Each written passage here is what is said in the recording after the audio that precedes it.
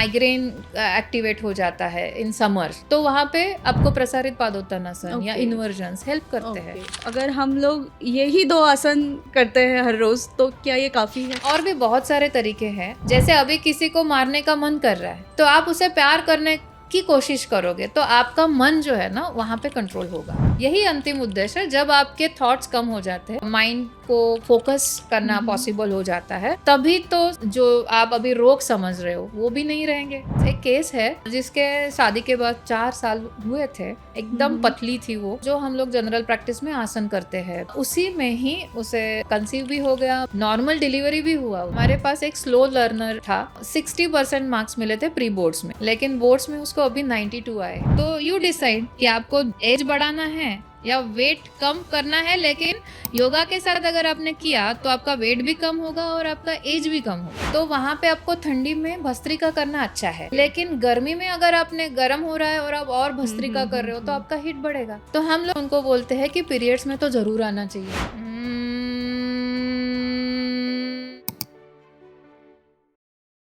नमस्कार, आप सभी का स्वागत है जीवन कोश पॉडकास्ट में। मैं हूं डॉक्टर सोनाली और आज का हमारा विषय है योग।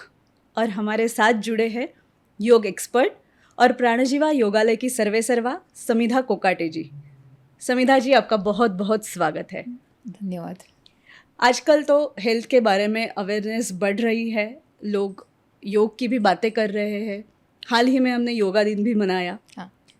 तो सबसे पहले तो मैं ये जानना चाहूँगी कि योग वास्तव में होता क्या है और इसकी शुरुआत कहाँ से हुई? योग ये जो है प्राचीन है, बहुत प्राचीन समय से है, 5000 साल पुराना है। आपको पतंजलि अगर नाम पता है Yes. तो वो जो महामुनि, पतंजलि महामुनि, ये योगा के प्रवर्तक बोले गए हैं। 5000 साल पूर्व इन्होंने योगा का प्रचार और प्रसार किया। जैसे योग जो था वो एक गूढ़ विद्या थी, तो समाज में ये उतनी प्रचलित नहीं थी। लोग पहले सिर्फ ध्यान धारणा ऐसे ही योग को समझते थे। जैसे मुनि, ऋषि मुनि लोग वो हिमालय में ले जाके या फिर वन में जाके इसका अभ्यास करते थे। धीरे धीरे ये योग समाज में प्रचलित होने लगा, तो उसके बाद हठ योग से भी योग की परंपरा शुरू हुई। ये जो योग शब्द है, अभी जो हम लोग योगा नामकरण कर दिया है हम लोगों ने, तो योग शब्द जो है वो यूज, ये धातु से, ये संस्कृत धातु है, यूज धातु, इससे आया है। तो इसका अर्थ होता है जोड़ना, तो शरीर, मन और आत्मा को जोड़ना, ऐसे इसका व्याख्या बना सकते हैं। अभी जो हो रहा है इसमें बहुत सारे आपने देखे होंगे कि अलग अलग तरीके के योग अभी बताए जाते हैं, बट जो प्राचीन योग है वो उसमें अष्टांग योग या क्रिया योग या राज योग, ऐसे अलग अलग योग प्रचलित है, पहले से ही है। तो आजकल हम देख रहे हैं कि हेल्थ कॉन्शियस हुए हैं लोग। हर कोई अपनी तरीके से योग प्रैक्टिस करना चाहता है या हेल्थ मेंटेन करना चाहता है। तो क्लिनिक में अगर पेशेंट आते हैं तो पूछते हैं कि हमें कुछ तो एक्सरसाइज करनी है, तो हम लोग जिम जाए या फिर योगा करें। तो आप इसमें क्या राय देगी? हेल्थ ये जो है वो हम लोग जो समझते हैं कि जैसे कि हमें कोई रोग ना हो, करेक्ट, तो वी आर हेल्दी, तो हम लोग मतलब हमारा आरोग्य अच्छा है, ऐसे हम लोग बता रहे हैं। लेकिन इसमें अभी WHO जो वर्ल्ड हेल्थ ऑर्गेनाइजेशन है वो भी बोलती है कि आपको सिर्फ रोग ना हो तो आप हेल्दी नहीं हो। अभी जो आपका फिजिकल, मेंटल, सोशल हेल्थ, जिसे हम लोग होलिस्टिक हेल्थ बोलते हैं, तो वो हेल्थ बैलेंस रहनी चाहिए तो आप हेल्दी हो। तो इसके लिए अभी जो बहुत अलग अलग मतलब एक्सरसाइज या एक्टिविटीज़ की जाती है, तो उसमें योग क्यों अलग है, या योग क्यों हमें होलिस्टिक हेल्थ देता है, संपूर्ण आरोग्य देता है।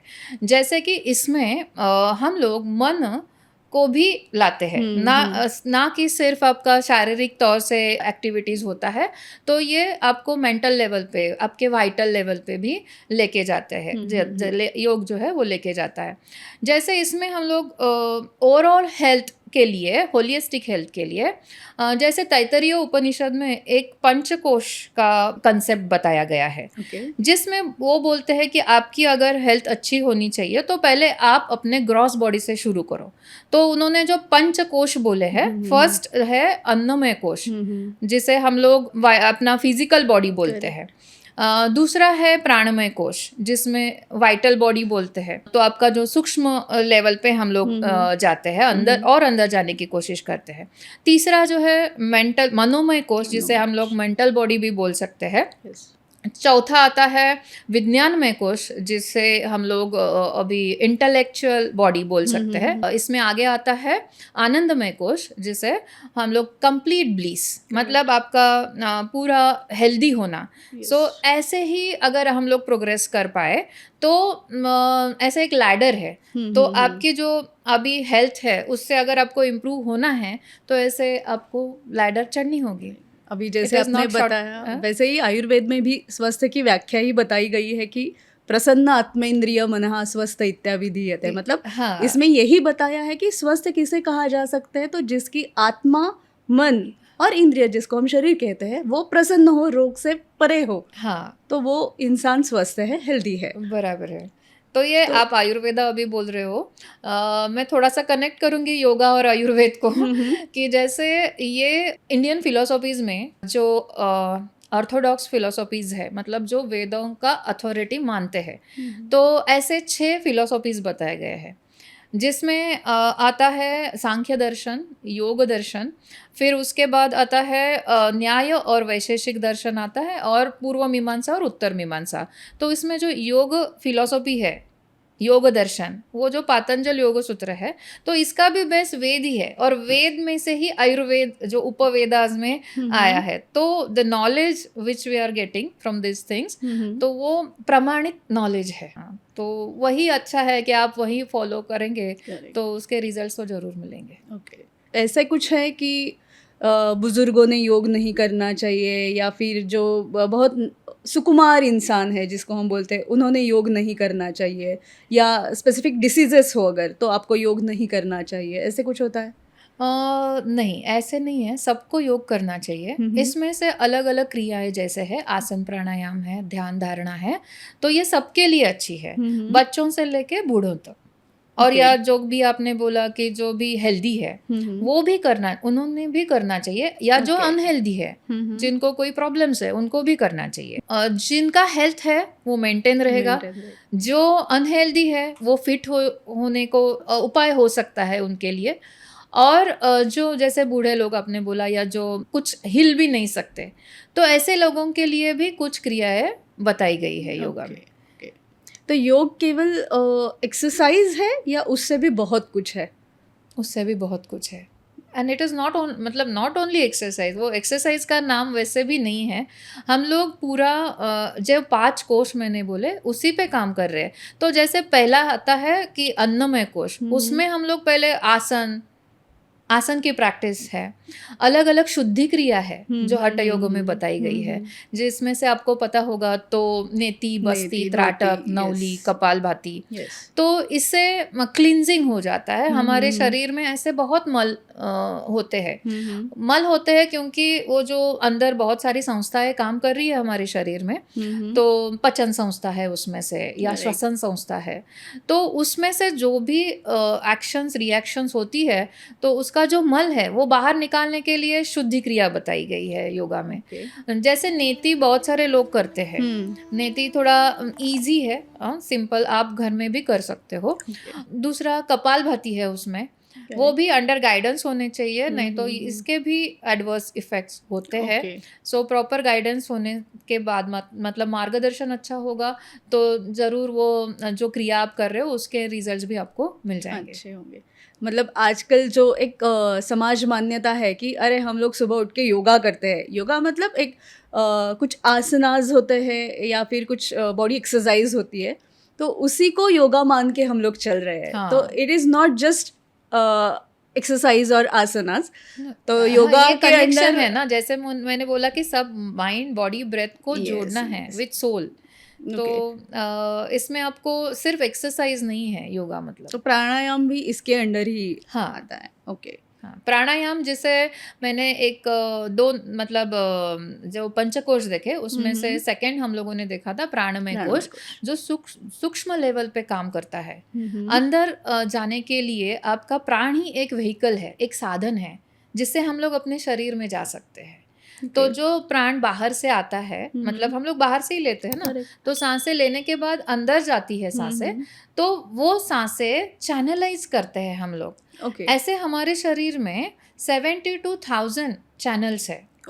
हाँ, तो 72,000 नाड़ी हम बोलते हैं। तो उसमें से तो हमें दो ही मतलब वैसे पता रहती है, ईडा और पिंगला। ओके, मतलब लेफ्ट नॉस्ट्रिल दैट इज ईडा और राइट नॉस्ट्रिल को हम लोग पिंगला बोलते हैं।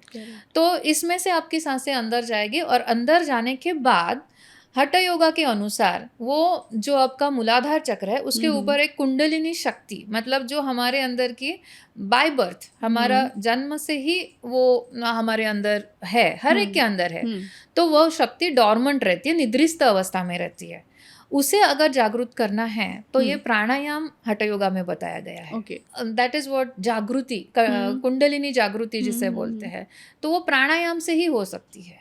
और इतना प्राणायाम का अभ्यास इम्पॉर्टेंट है, महत्वपूर्ण है। लेकिन लोग अभी सिर्फ कोई मतलब यूट्यूब पे वीडियो देखेंगे, अनुलोम विलोम करेंगे या कपालभाति प्राणायाम समझ के करेंगे, तो they are that is giving adverse effect. मतलब इसमें ऐसे होता है, प्राणायाम का एक हठ योगा में सूत्र जो है उसका अर्थ मैं आपको बता रही हूँ कि प्राणायाम करने से बहुत सारे रोग कम हो जाते हैं या होते ही नहीं है, आगे आने वाले रोग होते ही नहीं है। लेकिन अगर आपने प्राणायाम मतलब गलत तरीके से किया तो वही जो नहीं है वो भी आ सकते हैं रोग, ऐसे इतना विपरीत परिणाम हो सकता है। हाँ, अभी आपने जो बताया कि कपालभाति को हम प्राणायाम समझ लेते हैं, तो उसके इफेक्ट्स क्या होते हैं बॉडी पे? हम लोग देखते हैं कि आजकल बहुत ज़्यादा प्रमाण में कपालभाति की जाती है, और अभी आपने ये तो क्लियर कर दिया कि ये प्राणायाम नहीं है, अदरवाइज लोग यही मान के चल रहे हैं कि ये प्राणायाम का ही एक पार्ट है। हाँ, तो अगर कपालभाति जैसे जो शुद्धि क्रिया है जिसको प्राणायाम मान के लोग मतलब 300 ऐसे 300 वगैरह एक साथ मतलब एक ब्रेथ में कर लेते हैं, तो इससे उनके हार्ट और लंग्स पे प्रेशर आता है, अननेसेसरी प्रेशर आता है। और उससे मतलब हमारे यहाँ पे ऐसे केसेस है कि जो हेल्दी थे लेकिन ये ऐसे प्राणायाम करना है, मुझे प्राणायाम करना है, और कुछ कहीं पे देख लेते हैं और उससे प्रैक्टिस करने के बाद उनकी भी प्रेशर की गोली शुरू हो गई थी।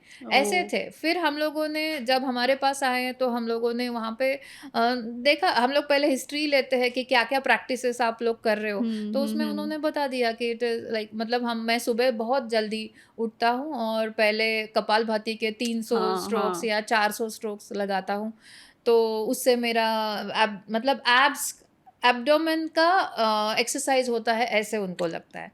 बट कपालभाति का अर्थ ही अलग है, शुद्धि क्रिया है। और कपाल मतलब फोरहेड, आपका भाल, और भाति मतलब शाइन। तो इससे आपका कपाल शाइन होता है। मतलब क्या कि यहाँ पे जो फ्रंटल लोब है, ब्रेन का ये फ्रंटल लोब है, और यहाँ पे हमारा सब कॉग्निटिव सेंटर्स रहते हैं। तो जैसे कि लॉजिकल थिंकिंग है, जो भी मेमोरी वगैरह है, तो आप यहाँ से जो आप जैसे it works like RAM, random access memory computer में रहती है, वैसे ये फ्रंटल लोब काम कर रहा है। और इससे आप इतना शाइन करने जा रहे हो, इस चक्कर में क्या हो जाता है, प्रेशर बढ़ता है सभी नर्व्स पे, ब्रेन पे भी प्रेशर बढ़ता है, एंड वो जो नहीं है प्रॉब्लम्स वो शुरू हो जाता है।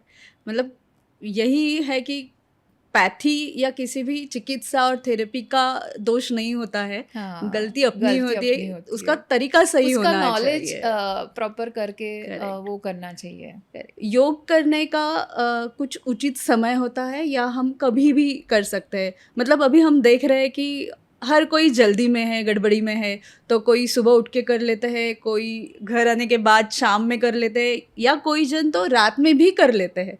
तो योग का कोई स्पेसिफिक टाइम होता है?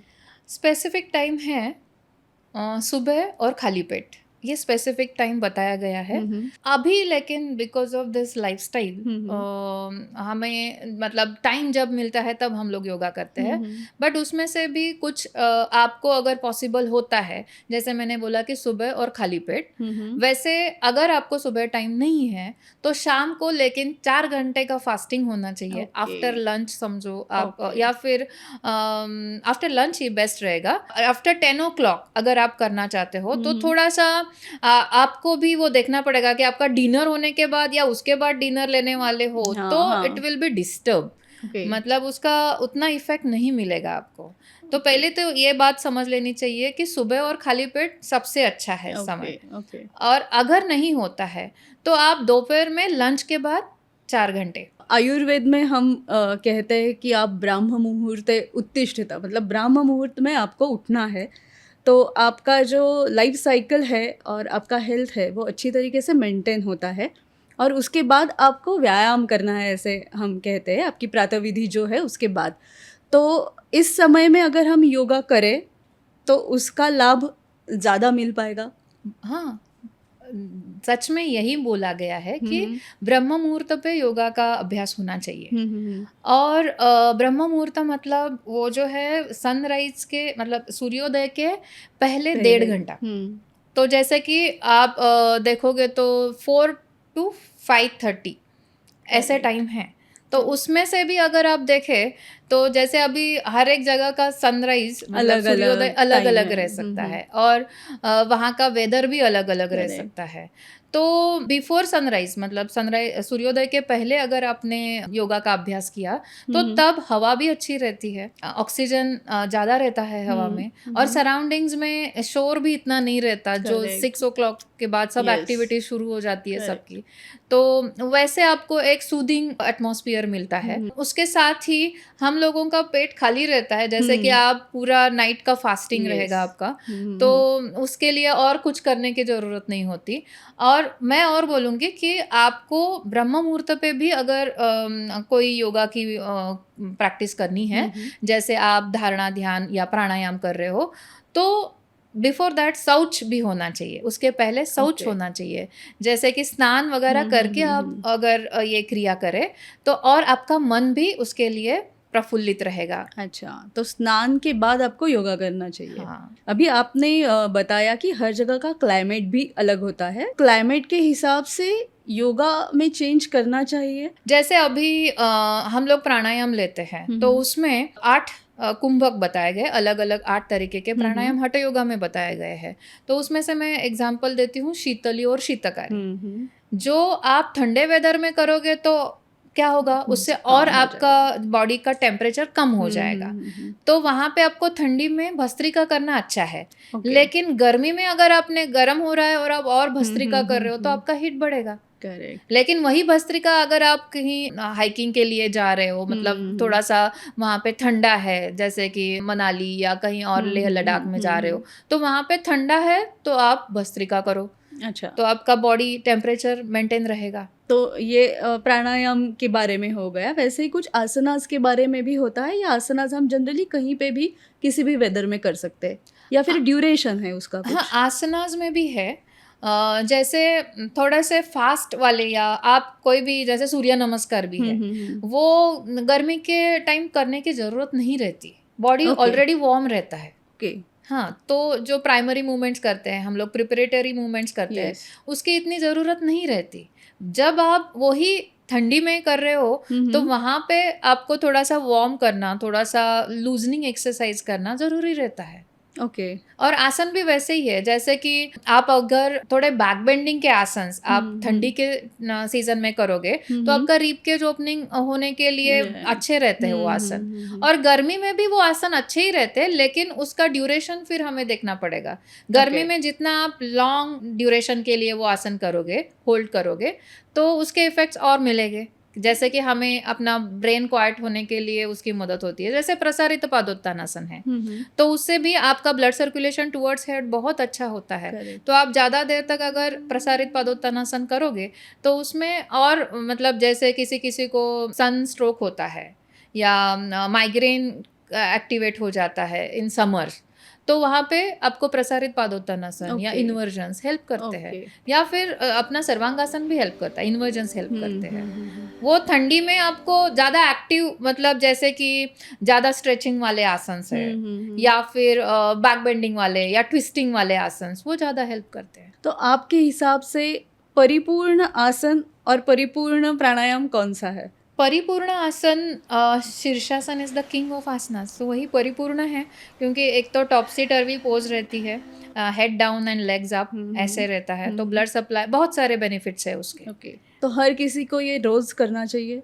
रोज करना चाहिए। ओके। जिनको ये नहीं आता है, थोड़ा डर है, पहले सर्वांगासन की प्रैक्टिस करे। ओके। वो क्वीन ऑफ द आसनास है। तो सर्वांगासन से भी बहुत, मतलब एक तो अभिनिवेश, मतलब डर जो है मन में, वो निकल जाता है। ओके, तो अभी जैसे आपने बताया कि शीर्षासन और सर्वांगासन परिपूर्ण आसन है, तो अगर हम लोग यही 2 आसन करते हैं हर रोज, तो क्या ये काफ़ी है? ये 2 आसन आने के लिए बाकी के आसन करने पड़ते हैं। ओके, तभी हम लोग किंग मतलब या किंग तक पहुंचने तक के लिए पहुंच आपको सकते हैं। पॉन्स के थ्रू जाना पड़ेगा। तो सभी आसन है, जैसे कि फॉरवर्ड बेंड्स करने पड़ते हैं, अधोमुख श्वानासन, ये इन्वर्जन्स के लिए बहुत अच्छा है, अधोमुख श्वानासन। और उसमें और जैसे कि आपकी इसकी तैयारी करनी है, तो स्टैंडिंग पोजेस भी होने चाहिए, मुझे ताड़ासन जैसे। यही पूछना है अगला सवाल कि अगर मैं योग नहीं कर रही हूँ, मैंने कुछ एक्सरसाइज इसके पहले नहीं किया है और मुझे अभी शुरू करना है, तो हाउ कैन आई स्टार्ट? मतलब उसके लिए मुझे क्या तैयारी करनी होगी? सबसे पहले मुझे कौन से आसन से शुरुआत करनी होगी? तब जाके मैं अपने किंग जो आपने बताया, शीर्षासन, सर्वांगासन, उस तक मैं पहुंच पाऊँ। बराबर है। सो बेसिक आसना स्टैंडिंग पोजेस रहते हैं। जैसे जैसे आप इस स्टैंडिंग पोजेस में प्रोग्रेस करते जाओगे, तो आपका एक तो स्टेबिलिटी, आसन का डेफिनेशन ही है स्थिर सुखम आसनम। आप उस आसन में जितना अच्छा अपने आप को मेंटेन, मतलब होल्ड कर सकते हो वो आसन विथ नॉर्मल ब्रेथ, ओके। और आपके जो मसल्स से लेके बोन्स तक हम लोग अगर वो आसन में पहुंच पा रहे हो, तो सेल्युलर लेवल में जब तक हम लोग जाते हैं, तब तक हमारी स्टेबिलिटी बढ़ती है, हमारा फर्मनेस बढ़ता है। तो उससे जो बेनिफिट होता है पहले ही कि ततो द्वंद्वान अभिघातः, तो आपका जो ड्यूअलिटी है, जो माइंड है कि मैं क्या करूँ, ये करूँ या वो करूँ, तो वही खत्म हो जाता है। ड्यूअलिटी खत्म हो गई तो आपका डर कम हो गया, और फिर आपको ये आसन इजीली हो सकते हैं। तो और भी है कि जैसे कोई फिजिकली डिसेबल है, तो हम लोग, मतलब डिसेबल इन द सेंस, किसी को नी का प्रॉब्लम है, किसी को बैक का प्रॉब्लम है, तो हम लोग और भी उसमें आगे जाके प्रॉप्स यूज करते हैं।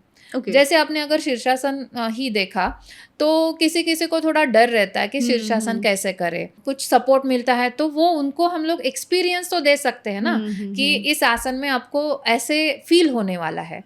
तो हम लोगों के पास रोप शीर्षासन भी होता है, तो रोप्स पे ही हम लोग उसे, जैसे आपने झूला देखा होगा पहले, तो वैसे ही झूला जैसे रहता है, और उस पे फिर हम लोग उनको रोप शीर्षासन, हैंगिंग शीर्षासन जैसे दे देते हैं। तो बॉडी टॉपसी टर्वी हो जाता है, head down and legs up.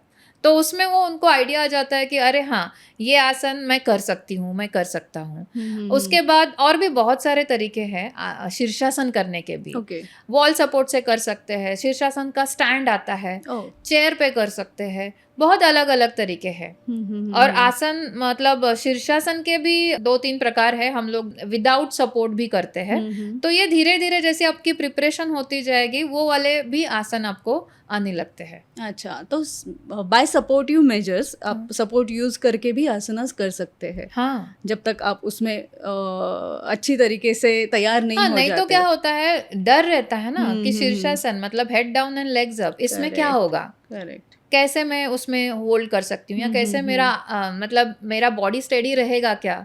तो ये सब जो है पहले ही प्रिपरेशन हो जाती है आपकी बाकी के आसन से, और फिर यहाँ पे प्रॉप्स के साथ अगर आपने 1-2 बार कर लिया, तो फिर आपको वो अनुभव हो जाता है कि अरे इसमें कुछ नहीं होता, पैर ऊपर रहने से भी आई एम ओके, तो you can do next steps. ऐसे है।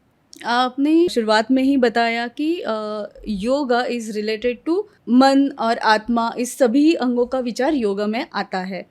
तो अभी जो लाइफस्टाइल हम जिस लाइफस्टाइल से गुजर रहे हैं, वहाँ पे स्ट्रेस बहुत ज़्यादा है, स्ट्रेन है, इंसोम्निया है, डिप्रेशन है, कंपटीशन बहुत ज़्यादा है। तो इसमें हम मन के स्वास्थ्य के लिए योग को कैसे इस्तेमाल कर सकते हैं?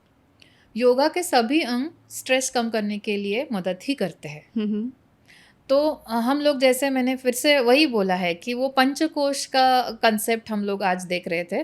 तो उसमें पहला जो है ना, अन्नमय कोश, उसमें एक तो आपके ये आसन ही आते हैं। तो आसन से अगर आप शुरुआत करते हो, धीरे धीरे आपका वो जो ड्यूअलिटी है, वो स्ट्रेस है, वो कम करने के लिए बहुत सारे आसन है, वो हेल्प करते हैं। 84 स्पेसिफिक लाख आसन। आसन कुछ है जो डिप्रेशन कम करने में या नींद अच्छे आने में मदद करता विपरीत है? दंडासन करके एक आसन है, ओके। वो बहुत हेल्प करता है। लेकिन इन सभी को ट्राई करने से पहले बेसिक आसन आपको आना आना बहुत बहुत ज़रूरी है।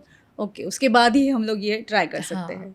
आसन ओके। होने के बाद आप प्राणायाम के लिए जा सकते हैं। हम्म। प्राणायाम के बाद आप धारणा ध्यान समाधि, मतलब धारणा ध्यान और समाधि तो बहुत आगे का है, बट जो आपकी अभी सोशल लाइफ है उसमें या कॉर्पोरेट लाइफ है, उसमें जो स्ट्रेस है वो कम करने के लिए आपको ध्यान तक जाना है, ओके। लेकिन आपको शुरुआत जो है आसन से करनी होगी। ध्यान लगाने के लिए बॉडी का स्टेबल होना हाँ, बहुत ज़रूरी होता है। यस। आजकल लाइफस्टाइल डिसऑर्डर्स भी बहुत ज़्यादा है, डायबिटीज़ है, हाइपरटेंशन है, थायराइड है। तो इसके लिए कुछ स्पेसिफिक योगासन और स्पेसिफिक प्राणायाम है इसके लिए? स्पेसिफिक है, हम्म। बट अगर आप सब प्रैक्टिसेस कर रहे हो तो उसमें से भी आपको बेनिफिट मिल ही जाते हैं। Specific Okay. है, जैसे कि हम लोग थेरेपी में रिजल्ट्स भी पाए हैं शुगर, बीपी और थायराइड के लिए। मतलब ये सब जो रोग हैं वो लाइफस्टाइल डिसऑर्डर्स Yes. है, साइकोसोमेटिक डिसऑर्डर्स है। Correct. जैसे योग वशिष्ठ में बताया गया है कि ये सब रोग का कारण जो है वो मन है, ओके। और मन को ही अगर हम लोगों ने कंट्रोल किया या चैनलाइज किया तो ये प्रॉब्लम सॉल्व होने वाले हैं। तो जो आदि है वो व्याधि में नहीं जाने चाहिए। उसके लिए योग कैसे हेल्प करता है, आपके मन को प्रसन्न करने के लिए अलग अलग प्रसाधन बताए गए हैं। मन को प्रसन्न करने के लिए पतंजलि ने भी उपाय बताए हैं, जैसे प्रतिपक्ष भावना है, चित्त प्रसाधन, डीप ब्रीदिंग भी उन्होंने बोला है। तो इसमें थोड़ा सा मैं प्रतिपक्ष भावना मतलब क्या वो बता रही हूँ। तो जैसे किसी के ऊपर मुझे गुस्सा आ रहा है तो उसका प्रतिपक्ष करना है, मतलब हमें प्यार से बात करनी है। लेकिन ये तो पॉसिबल ही नहीं है ना, अगर मुझे गुस्सा वो आ रहा करने है। के लिए ही आपका पूरा जो अंदर से जो आपकी स्ट्रेंथ है ना वही यूज करनी होती है। जैसे अभी किसी को मारने का मन कर रहा है तो आप उसे प्यार करने की कोशिश करोगे तो आपका मन जो है ना वहाँ पे कंट्रोल होगा। इसके लिए तो बहुत प्रैक्टिस लगेगी। लेकिन उसी के लिए तो योग है। Okay. यही तो आना चाहिए। और इसी का मतलब चित्त वृत्ति का निरोध करना, योगश चित्त वृत्ति निरोध। योगश चित्त वृत्ति निरोध, तो वही तो योग है। पतंजलि ने जो बताया है वही योग है। क्या और यही अंतिम उद्देश्य है योग का? हाँ, यही अंतिम उद्देश्य है। जब आपके थॉट्स कम हो जाते हैं, आपके माइंड को फोकस करना पॉसिबल हो जाता है, तभी तो सब जो आप अभी रोग समझ रहे हो वो भी नहीं रहेंगे, जो भी प्रॉब्लम स्ट्रेस समझ रहे हो वो भी नहीं रहेंगे। तो that is actually final goal of yog, aim of the yoga practice. Okay. आजकल सबसे ज़्यादा जो चैलेंज है वो है ओबेसिटी। तो ओबेसिटी में योग कैसे मदद करता है? मतलब हम लोग पूरी तरीके से योगासन और प्राणायाम पे डिपेंडेंट रह सकते हैं या नहीं? रह सकते हैं। योगासन और प्राणायाम से जो कनेक्ट मिलता है हमें बॉडी, माइंड और ब्रेथ के साथ, वो सेलुलर लेवल तक है। सेल में जो भी एक्टिविटीज़ होती है, जैसे सेल डिफ्यूजन है, सेल डिफ्यूजन मतलब हम लोग सांसें लेते हैं तो वो सांसें हमें लगता है कि लंग्स तक ही जा रही है, लेकिन वो सांसें हर एक पेशी तक जाती है। और वहाँ से जो भी मतलब अनवांटेड जो चीज़ें हैं, कार्बन डाइऑक्साइड रहे या जो भी पेन रहे या जो भी निगेटिविटी रहे, वो सब निकालने के लिए वो जो सेल डिफ्यूजन की एक्टिविटी होनी चाहिए वो ये सब आसन प्राणायाम से बहुत अच्छे तरीके से होती है। दूसरा, आप में अगर देखा जाए तो वो जो स्ट्रेंथ है, इनर स्ट्रेंथ हम लोग जिसे बोल रहे हैं, वो सिर्फ योगा के माध्यम से ही हम लोग वहाँ तक पहुँच सकते हैं। दूसरा कोई भी माध्यम नहीं है, अभी तो नहीं है। सो अगर अंदर जाना है, इनर स्ट्रेंथ बढ़ानी है, तो आपको ये आसन प्राणायाम हेल्प करेंगे। और आता है कि ये सब जो सिचुएशंस आती है हमारे लाइफ में, या फिर अभी आपने सिर्फ ओबेसिटी ही बोला, तो ओबेसिटी के बहुत सारे रीजंस है। स्ट्रेस रह सकता है। अभी अगर आपने बच्चों में देखा तो वो जो खा रहे हैं, जो भी खाना हम लोग उसे बोल रहे हैं, तो वो फास्ट फूड ही रहता है। तो उसमें से भी और सेडेंटरी लाइफस्टाइल, तो नो एक्टिविटीज, तो वो जो सेल लेवल पे जो कुछ भी एक्टिविटी होनी चाहिए वो नहीं हो रही है। वो यहाँ पे हम लोग 1 घंटे में भी वो जो आसन और प्राणायाम की प्रैक्टिस करते हैं, उसमें से यही सब जो अंदर का करेक्शन होना चाहिए और जो इनर स्ट्रेंथ है वो पानी है हमें, तो उसके लिए मदद करने वाले ये सभी प्रैक्टिसेस है। तो इसके लिए योगा परिपूर्ण थेरेपी कह सकते हैं, या उसके साथ ही हमें हमारे दिनचर्या और खान पान या जीवन शैली में भी बदलाव लाने चाहिए? हाँ, यस। और सुबह उठने से आपको रात सोने तक भी या सोने के बाद भी हम लोग बताते हैं कि आपको कैसे लाइफस्टाइल, आपका दिनचर्या या ऋतुचर्या, इसके बारे में भी हम लोग गाइडेंस देते हैं। बहुत बार ऐसे होता है कि हम लोग टीवी में या फिर मोबाइल पे देख के योगा कर लेते हैं, तो क्या ये सही तरीका है? बिल्कुल नहीं, क्योंकि वहाँ का जो नॉलेज है या जो आपको कुछ एक प्रैक्टिस समझो करके दिखा रहे, कपालभाति करके दिखा रहे, वो समझो बहुत अच्छे प्रैक्टिशनर है, लेकिन आप वो लेवल पे नहीं हो तो आप उनके जैसे नहीं कर सकते। Correct. तो आपको कहाँ से शुरुआत करनी चाहिए? आपको जब कभी फिजिकली कोई गाइड करता है आपके सामने, तो वो अच्छे तरीके से बता सकते हैं, आपके करेक्शंस करवा सकते हैं। वहाँ पे जैसे कि वो दिखा रहे हैं तो वो अच्छा ही दिखाएंगे, बट हमें उतना आता है क्या, हमें उसमें कुछ डाउट है क्या, वो हम लोग देखना चाहिए हमें। एक्चुअली फिजिकली आपको वहाँ होना ज़रूरी है शुरुआती दिनों में। हाँ। तो आपके हिसाब से बिगिनर्स जनरली कौन सी गलतियाँ कर बैठते हैं? बिगिनर्स को वैसे लगता है कि मुझे, मतलब मेरे अंदर फ्लेक्सिबिलिटी नहीं है तो मैं ये आसन नहीं कर सकता, वो आसन नहीं कर सकता, लेकिन योगा से तो फ्लेक्सिबिलिटी बढ़ानी ही है। करेक्ट। तो आपको वहाँ पे आपके एफर्ट्स डालने पड़ते हैं, ये बात सही है, लेकिन आपको एफर्ट्स डालने बहुत जरूरी है। तो जैसे बोला है, प्रयत्न शैथिल्य अनंत समापत्ति भ्याम, तो प्रयत्न तो पहले करने पड़ेंगे, उसके बाद ही अनंत समापत्ति मिलने वाला है। 100% efforts are more important for aasan practice. हमारे महिला दर्शकों के लिए आप कुछ सलाह या फिर स्पेसिफिक योगा और प्राणायाम बता सकते हो? जरूर। महिलाओं के लिए हमारे यहाँ पे मैंने जो देखा है प्राणजीवा योगालय में, कि कुछ महिलाएं ऐसे बोलती है कि पीरियड्स है तो मैं नहीं आने वाली क्लास को, तो हम लोग लेकिन उनको बोलते हैं कि पीरियड्स में तो ज़रूर आना चाहिए, क्योंकि तब आपको बैक पेन है या स्टमक एक है, तो उसके लिए अच्छे से सीक्वेंस हम लोगों ने किए हैं। और आपको नेक्स्ट पीरियड्स में वो तकलीफ ही ना हो, उसके लिए ये पीरियड्स में हम लोग क्या कर सकते हैं, वैसे आसन और प्राणायाम की प्रैक्टिस हम लोगों ने डिज़ाइन की है। कुछ आसन हैं वो हम लोग जरूर पीरियड्स में कर सकते हैं। और बाकी लाभ पीसीओडी, पीसीओएस में भी होगा। अभी बहुत सारे मतलब टीनेजर्स में जो गर्ल्स अभी पीरियड्स जिनके शुरू हुए हैं, उनको भी कोई ऐसे पेन रहते हैं और उनको पता ही नहीं है कि ऐसा कुछ कर सकते हैं, तो उससे रिलीफ मिलेगा। जैसे फॉर एग्जांपल मैं आसन बताऊंगी, बद्ध कोणासन, उपविष्ट कोणासन, सेतुबंधासन, बहुत ही अच्छे आसन है। सिर्फ पैर ऊपर लेके जो आसन है, जैसे कि इन्वर्जन्स तब नहीं लेते हम लोग, बट इसमें जो शीर्षासन है, जो जैसे मैं बोल रही हूँ शीर्षासन हर रोज होना चाहिए, तो उस जगह पे हम लोग उनका विपरीत दंडासन लेते हैं। चेयर विपरीत दंडासन है या विपरीत दंडासन बेंच है, अलग अलग प्रॉप्स यूज करके वही आसन ले सकते हैं। इनफर्टिलिटी में भी इसका बहुत उपयोग हुआ है। मेरे पास एक केस है जिसके शादी के बाद 4 साल हुए थे और शी वॉज सो थीन, एकदम पतली थी वो। तो पहले तो आई कि मुझे वेट गेन करना है और दूसरा था कि कंसीव भी करना है। तो विद जनरल प्रैक्टिस, मतलब जो हम लोग जनरल प्रैक्टिस में आसन करते हैं, प्राणायाम करते हैं, उसी में ही उसे कंसीव भी हो गया, बेबी, एंड नॉर्मल डिलीवरी भी हुआ उसका। सो इट इज़ वॉट, वो अंदर मैं वही बोल रही हूँ, इनर स्ट्रेंथ जो है वो डेवलप हो जाती है योगा के प्रैक्टिस से।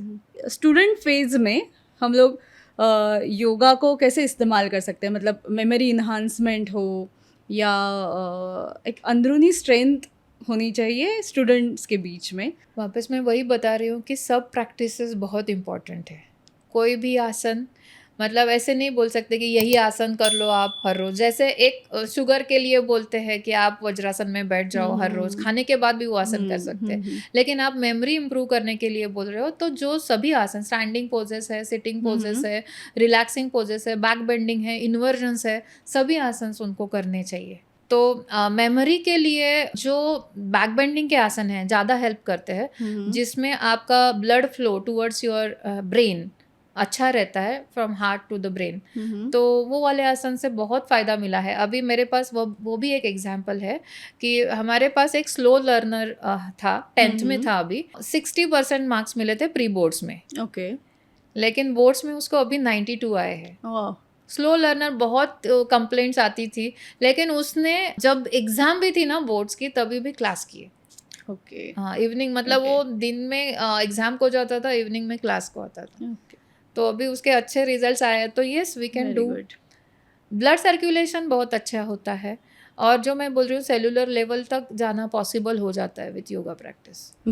भ्रामरी प्राणायाम का हम भ्रामरी प्राणायाम भी है। मैं उज्जाई लेती हूँ Okay. ज़्यादा इन बच्चों का। भ्रामरी भी बहुत, भ्रामरी तो इजी प्राणायाम है, बहुत बच्चे। क्या आप दर्शकों के लिए इसका डेमो बता सकते हो? कौन सा? भ्रामरी प्राणायाम। Bhramari, okay.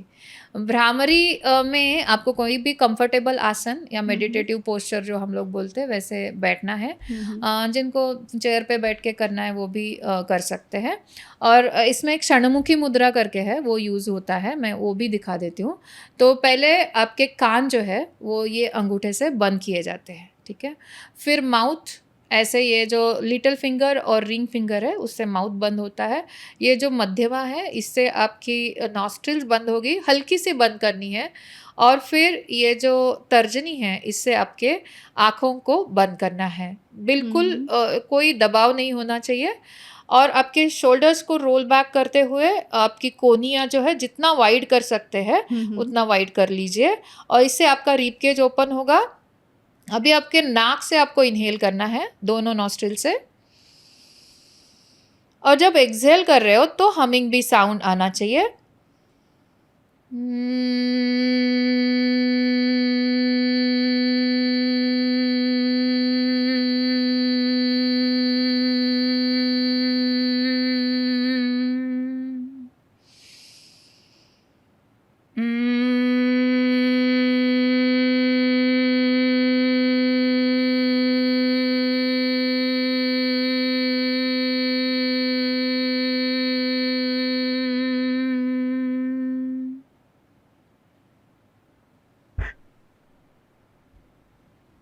Then slowly, normal breath and gently open your eyes. आजकल का लाइफस्टाइल अगर हम देखें तो वो बहुत बिजी है, तो ऐसे हालत में अगर कोई चीज़ मुझे क्विक रिजल्ट दे रही है तो मैं वो ही चूज़ करूँगी।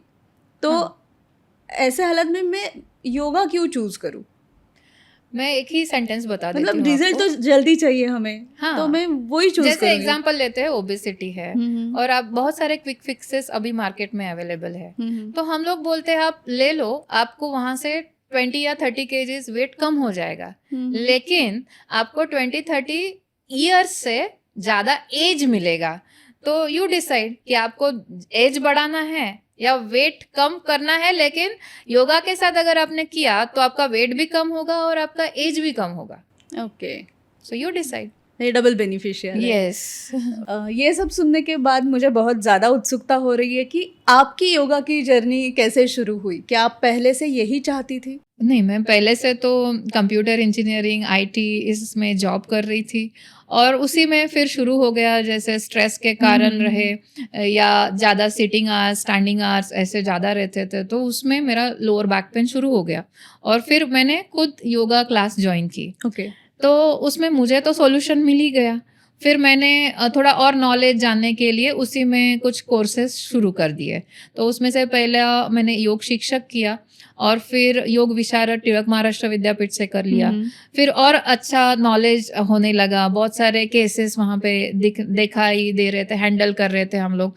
फिर उसके बाद पुणे यूनिवर्सिटी में मास्टर्स किया और तभी रिसर्च में भी बहुत अलग-अलग केसेस वहाँ पे देखे, जैसे माइग्रेन जो एक लेडीज़ में बहुत बड़ा हेडेक का इश्यू रहता है, तो वो मुझे हैंडल करने को मिला। उसके ऊपर बहुत सारे अच्छे इंटरवेंशंस दिए हम लोगों ने और रिजल्ट्स भी अच्छे आ गए।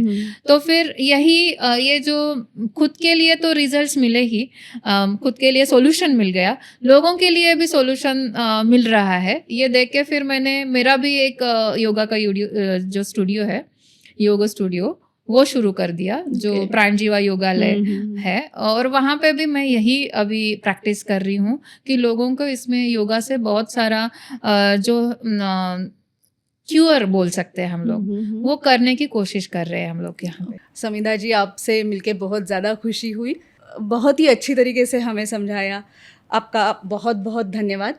धन्यवाद। योग केवल एक्सरसाइज नहीं है, वो एक जीवन आवश्यक कला है, इसीलिए कहा है योगा से ही होगा।